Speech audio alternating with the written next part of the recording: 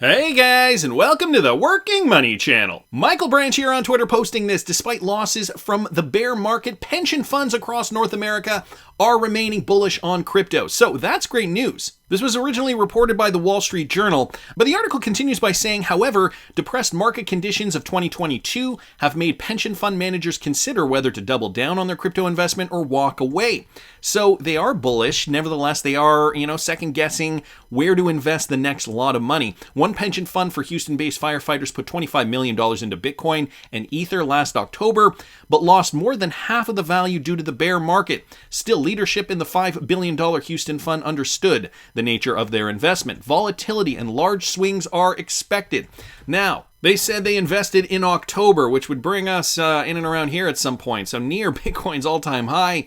And as of the time of this recording, they are down about 61, almost 62% on that investment. They did say volatility and large swings are expected. Houston Firefighters Relief and Retirement Fund Investment Chief Ajit Singh told WSJ, other pension funds see the bear market as an opportunity to further their investment. Yields are more attractive with less people willing to invest in crypto during the crypto winter. An investment chief for Virginia-based pension fund told the Wall Street Journal, this pension fund benefiting police in Fairfax holds $6.6 billion for roughly 30,000 individuals and holds 4.5% of their assets in cryptocurrency.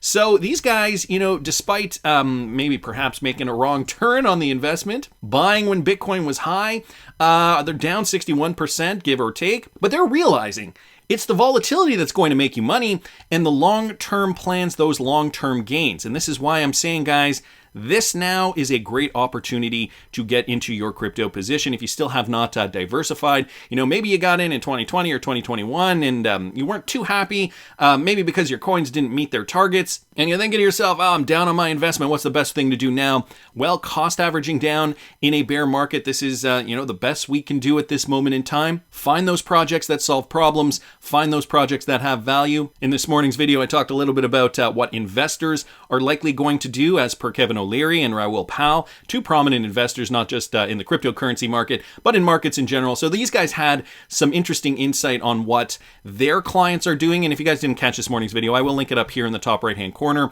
and how we could see value driven to certain cryptocurrency projects when developments occur.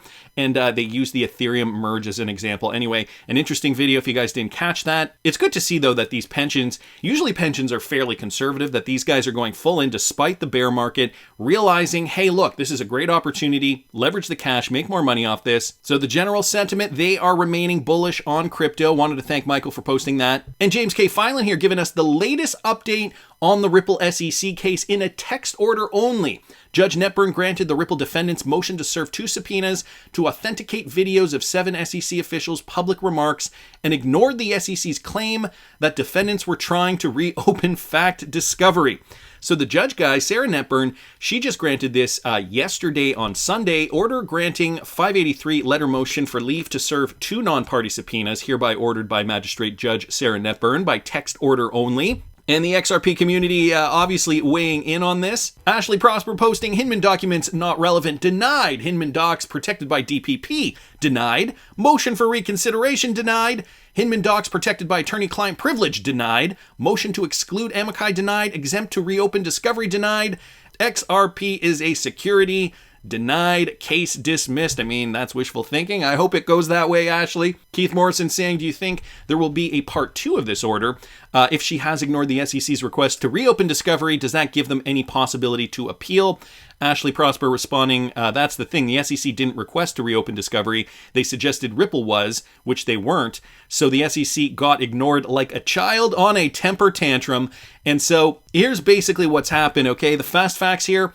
The judge's order comes in response to Ripple's motion seeking permission to serve 2 non-party subpoenas to obtain copies of the 7 video recordings. Okay, this was in connection with that July 19th court order. Ripple's request was in response to the SEC trying to reopen discovery and seeking a waiver of authenticity and other procedural objections to the agency's videos. A tweet by defense lawyer James K. Filan showed the SEC claimed it would seek to authenticate the remarks once Ripple offered downloaded versions of the SEC videos, which are hosted on 2 video platforms. Ripple said that the 2 subpoenas, which I find kind of ridiculous. I mean, if they're just available there for the public, why would they need Ripple to deliver downloaded versions of that?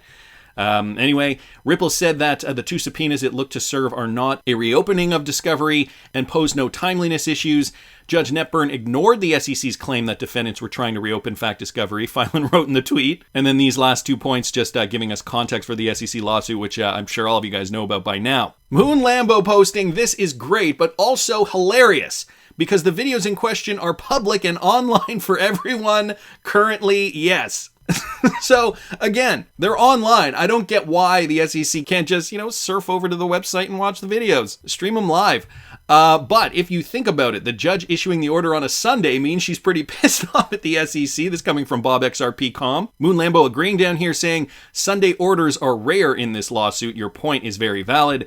I don't know for sure if she's pissed, but given this nonsense, I don't see how any unbiased person wouldn't be pissed by now." Ashley Prosper also bringing up another interesting point here. The SEC behaving badly could get the case dismissed. 4 of the 5 factors for dismissal have been met.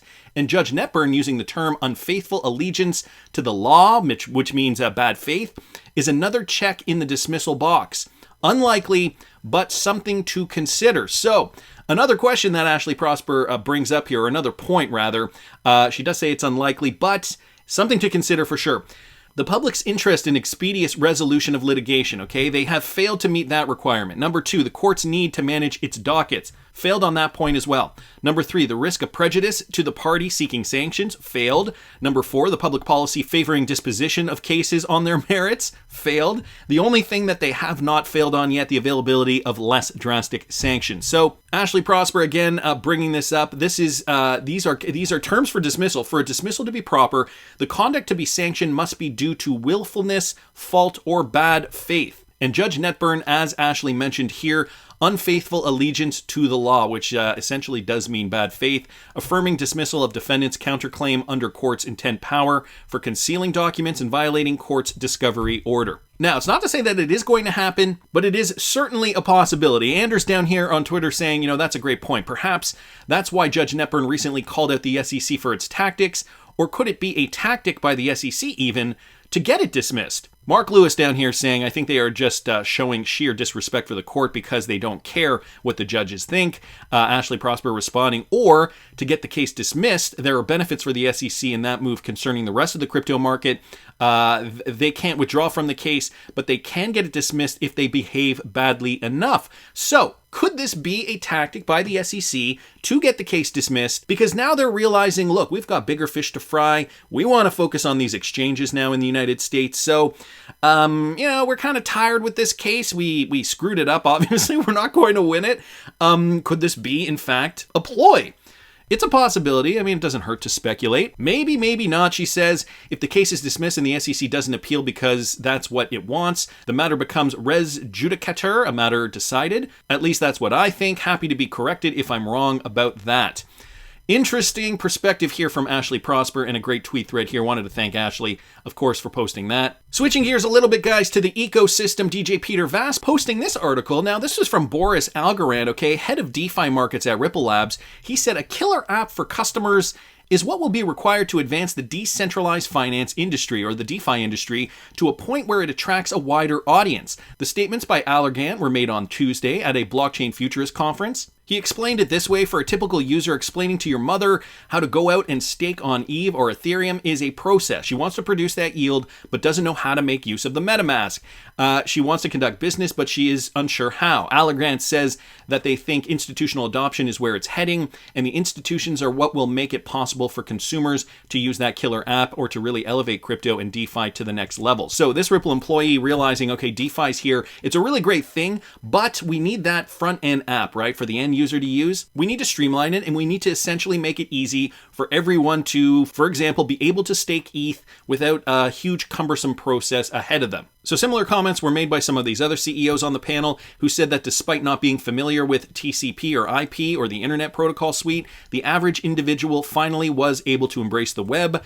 And she said, we're all online, right? So this whole idea that, we're in the early stages of crypto, liking it to the internet back in 1993 or 1994, there had to be that shift, right? That Netscape moment, so that every Tom, Dick, and Harry could get on the internet. It was super easy. There were no real barriers to entry to the internet. This is what we need for decentralized finance, or DeFi. And it's only a matter of time, right? These guys, they're developers. They are the ones that are, likely the ones that are clearly seeing these visions probably before all of us. She said that if we are ahead by just 2 years, she sees institutions spending more in DeFi and business, creating user experiences that are easier.